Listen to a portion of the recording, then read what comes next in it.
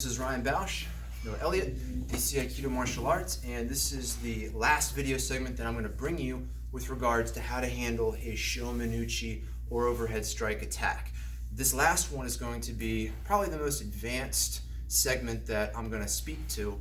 And when I say advanced, I don't mean it takes tremendous ukemi or a lot of speed or agility to do. Those things do have their place in advanced techniques, but when I'm talking about advanced techniques, what I'm really speaking to is the environment that you're working in and the accessibility that you have within that environment. These mats that we train on are well lit, they're familiar, and there's lots of space available, okay?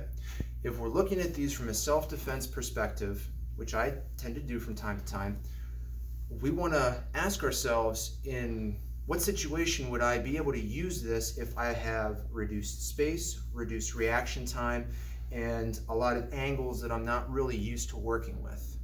That's what I mean when I talk about advanced techniques, and that's exactly what I'm going to show you here with the Shomenuchi strike, okay? The more advanced you get with your entrances and the attacks that you're working with, it's my opinion, again, I feel very strongly about those, it's going to limit the types of techniques that you're going to be able to execute as you limit your space and your angles and your time that you have to react, okay? So, we're going to start in Gaku Hami here. I'm going to show you this. Actually, let's switch feet. No, I think it'll be better if they see it from this side. This is a Shihonage specific entrance from an overhead attack. And again, the assumptions are thus. I didn't have time to prepare for this. I didn't really see it coming.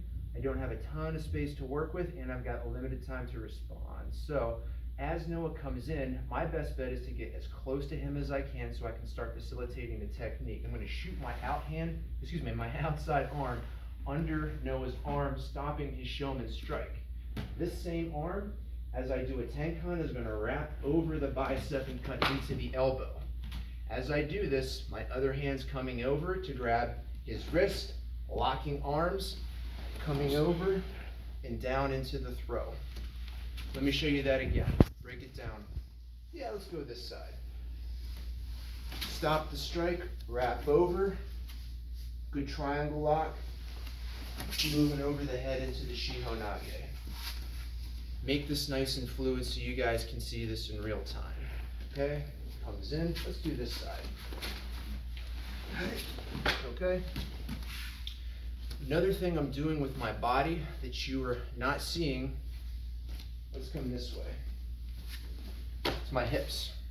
My hips are helping to throw Noah's balance. I'll go nice and slow. Check this out. Come in. See his balance?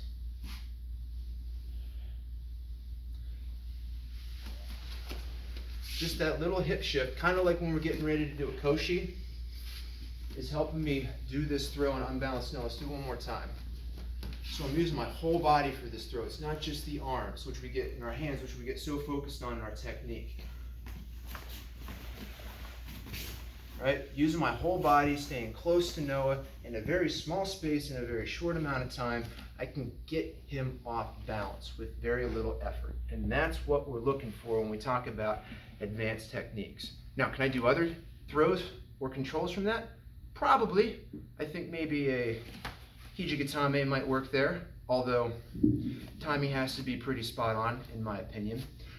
But you can certainly do koshi from there, I think, if you keep moving. If you keep moving your partner, you can set up for a koshi, absolutely.